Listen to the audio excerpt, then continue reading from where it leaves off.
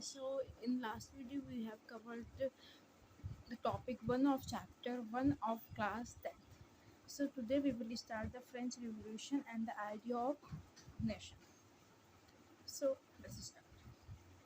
The first clear expression of nationalism came with the French Revolution in 1789. तो basically जो nationalism का पहला जो शुरू हुआ वो फ्रेंच रिवोल्यूशन से शुरू हुआ 1789 में.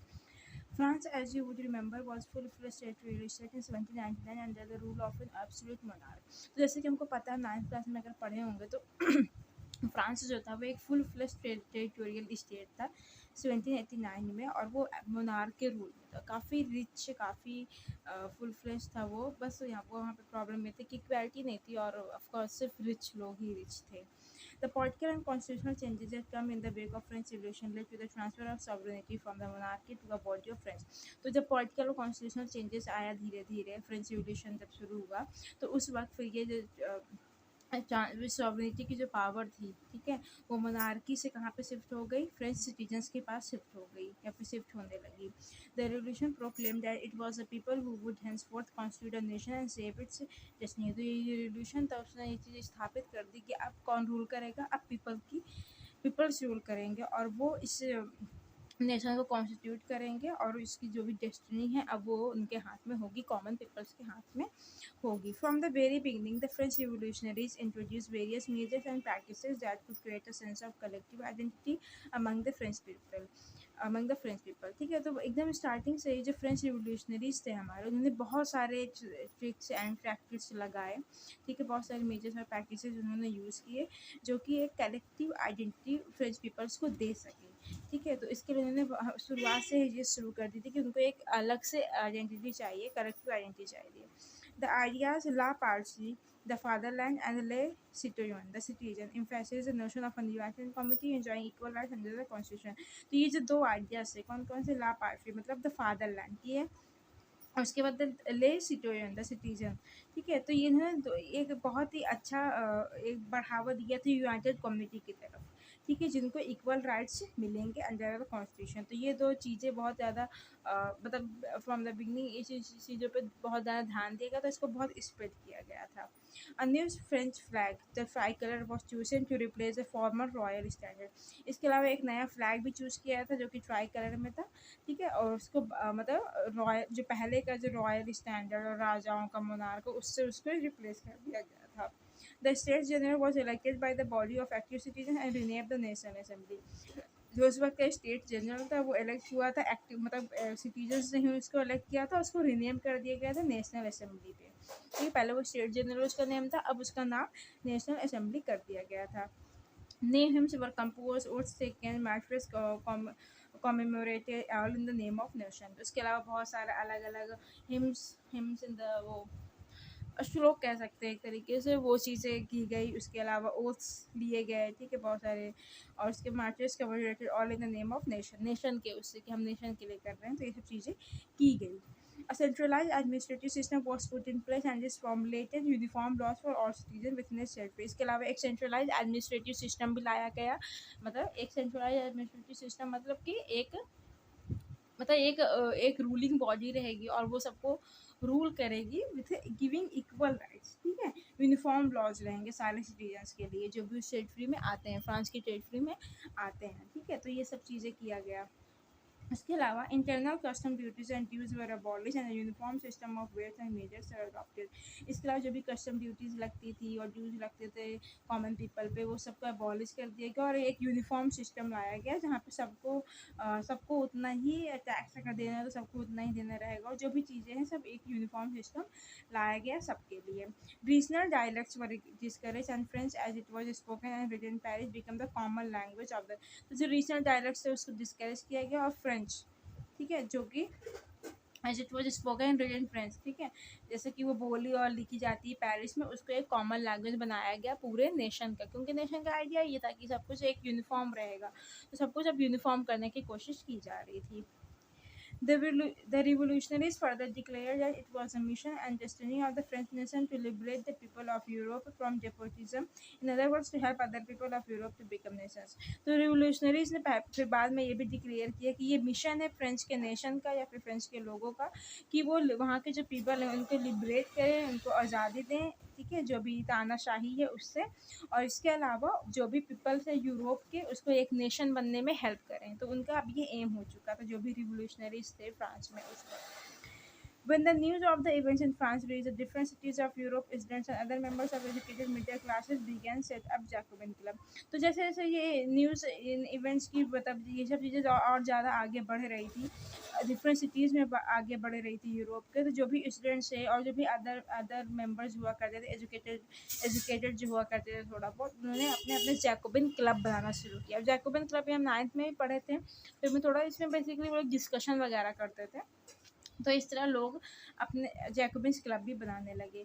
There activities and campaigns prepare the way for the French armies which move into Holland, Belgium, Switzerland and much of the Italy in 1790s। उसके बाद जो भी उनकी एक्टिविटीज और कैंपेन वो लोग किया करते थे, उन्होंने उस फ्रेंच आर्मीज को प्रिपेयर किया कि वो होलैंड मूव कर जाएँ या फिर बेल्जियम मूव कर जाएँ और स्विट्जरलैंड मूव कर जाएँ और इटली में 1790s में। तो इस तरह उन्होंने अपना बहुत सारी एक्टिविटीज और कैंपेन लाए उस वक्त। With the outbreak of revolutionary wars, the French armies began to carry the idea of nationalism abroad. और जैसे जैसे ये हमारी रिवोल्यूशनरी वॉर्स और आगे आगे बढ़े, तो एक फ्रेंच आर्मीज के अंदर भी नेशनलिज्म की भावना आ गई थी और वो लोग अब नेशनलिज्म लाना चाह रहे थे। Then, within the wide swath of territory that came under his control, Napoleon set about introducing many of the reforms that he had already introduced in France. तो जैसे जैसे ये चीज़ें हो रही थी, ठीक है, बहुत अभी ये टेरिटरी का एक्सपेंशन बहुत ज़्यादा बढ़ रहा था और उनके कंट्रोल में आ गया था। अब यहाँ पे नेपोलियन की एंट्री होती है। Napoleon set about introducing many of the reform that he had already introduce in France. तो नेपोलियन आया और उसने मतलब बहुत सारे रिफॉर्म्स वो वहाँ पे लाना चाह रहा था जो कि उसने पहले ही इंट्रोड्यूस कर चुके थे फ्रांस में। वो यूरोप में भी वैसे रिफॉर्म्स और लाना चाह रहा था। Through a return to monarchy, Napoleon had no doubt destroyed democracy in France, but in the administrative field he had incorporated revolutionary principles in order to make the whole system more rational। अब वो क्या कर रहा था, उसने पूरा monarchy वापस ले आई और जो भी डेमोक्रेसी थी उसको डिस्ट्रॉय कर दी फ्रांस में पूरे। और इसके अलावा but in the administrative field he has incorporated revolutionary principle in order to make the whole system more rational. लेकिन जो भी हमारे एडमिनिस्ट्रेटिव फील्ड में उसने रिवोल्यूशनरी प्रिंसिपल्स को इनकॉर्पोरेट रखा। क्यों इनकॉर्पोरेट रखा? ताकि वो जो भी पूरा सिस्टम है वो रेशनल और एफिशिएंट बना सके, ठीक है। The civil code of 1804, usually known as Napoleon Code, did away with all privilege based on birth, established equality before the law and secured the right to property। तो Napoleon ने एक code लाया है जिसको कहते हैं सिविल कोड ऑफ 1804 या फिर इसको नेपोलियन कोड कहते हैं। इसमें इसने क्या किया, सारे जो भी प्रिविलेजेस थे बर्थ से और उसने वो सब हटा दिया, ठीक है। उसके अलावा इक्वालिटी सबके लिए, ठीक है, और एक राइट टू प्रॉपर्टी भी उसने लाया, ठीक है। This code was exalted to the regions under French control, ठीक है। तो फ्रेंच कंट्रोल में अलग अलग रीजन्स में ये चीज़ें मतलब फैलाई गई और ज़्यादा। In the Dutch republic, in Switzerland, in Italy and Germany, Napoleon simplified administrative division, abolish the federal system, freed from सब मैनोरियल रूल्स। तो मतलब बेसिकली नेपोलियन इस वक्त बहुत सही से काम कर रहा था या फिर बहुत अच्छी चीज़ें वो चाह रहा था। तो उसने वो भी फ्यूडल सिस्टम था उसको अबॉलिश कर दिया और पेजेंट्स जो थे उनको फ्री कर दिया, ठीक है, जो भी उनके ऊपर कर्जा वगैरह जो पे था उन सब चीज़ों से।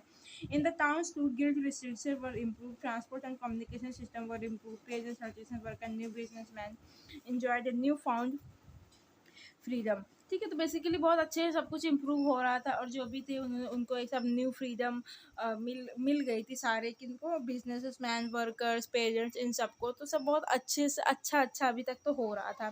Businessman and small scale producers of goods in particular began to realise that uniform laws, standardised rates and measures and a common national currency would facilitate the movement and exchange of goods and capital from one region to another।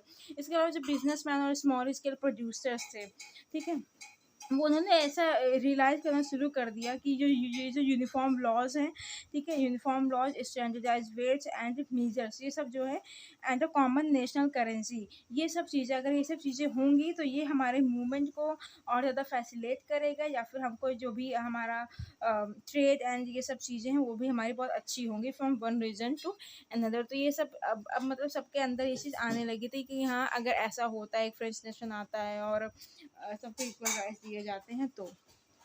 However, in the areas conquered, the reaction of the local population to French rule were mixed. Initially, in many places such as Holland, Switzerland, as well as in certain areas like Brussels, Beijing, Milan, and Warsaw, the French armies were welcomed as harbingers of liberty. तो basically ये जो reaction था local population के French rule की तरफ, ठीक है, जो पेलन कर रहा था, जैसे वो रूल कर रहा था, वो मिक्स था। कुछ लोग अच्छा समझ रहे थे, कुछ लोग को बुरा लग रहा था। जैसे कि शुरुआती दौर पे मैंने बहुत सारे प्लेसेस में, जैसे कि होलैंड, स्विट्ज़रलैंड हो गया, इसके अलावा बहुत सारी सिटी जैसे कि ब्रसेल्स, बिस्बेन, मिलान, वॉर्सो, फ्रेंच आर्मीज वो इन्होंने as a harbinger of liberty इसको बहुत वेलकम किया, ये सब चीज़ों को। लेकिन but the initial enthusiasm soon turned to hostility as it became clear that new administrative arrangement did not go hand in hand with political freedom. तो उन्होंने फिर उसको उनको फिर थोड़े दिन बाद या फिर थोड़े समय बाद ये चीज़, ये जो इनका इनिशियली जो इनके अंदर इतना खुशी थी और इतना सब अच्छा अच्छा दिख रहा था, उनको ये चीज़ रियलाइज़ होना शुरू कर दी, ये जो लिबर्टी है, अब ये लिबर्टी थी हॉस्टिलिटी की तरफ जा रहा है। और ये बहुत अब क्लियर हो रहा था कि जो भी न्यू एडमिनिस्ट्रेटिव अरेंजमेंट्स किए गए हैं कि कैसे रूल करेगा, ये किसी तरफ पॉलिटिकल फ्रीडम नहीं दे रहा है, पॉलिटिकल, क्योंकि रूल तो एक ही कर रहा है। तो ये चीज़ उनको रियलाइज़ होनी शुरू हो गई। Increased taxation, censorship, forced conscription into the French armies required to conquer the rest of Europe all seem to outweigh the advantage of the administrative changes। तो जैसे कि टैक्सेशन इंक्रीज करना, सेंसरशिप लगा देना, इसके अलावा फ्रेंच आर्मीज़ में forcefully लोगों को लाना, ये सब चीज़ें अब दिखा रही थी कि कैसे ये जो एडवांटेजेस अब तक मिल रहे थे, वो कैसे इन इन सारी चीज़ें जो हो रही थी उसके मतलब इसके कंपैरिजन में भी कुछ एडवांटेजेस नहीं थे, क्योंकि इससे बहुत बड़ी बड़ी चीज़ें अब उनकी लाइफ में हो रही थी या फिर उनको इफ़ेक्ट कर रही थी, जो कि एक झांसा पहले एक तरीके से सिर्फ उनको मिल रहा था। अब वो चीज़ उनको रियलाइज़ हो रही थी कि नहीं, अब ये हमारे पॉलिटिकल फ्रीडम के लिए सही नहीं है। So we have completed this. Now in our next video we will do the making of nationalism Europe, कैसे नेशनलिज्म शुरुआत हुआ और कैसे धीरे धीरे नेशनलिज्म की तरफ बढ़े, ये सब चीज़ें हम पढ़ेंगे नेक्स्ट वीडियो में। So thank you so much.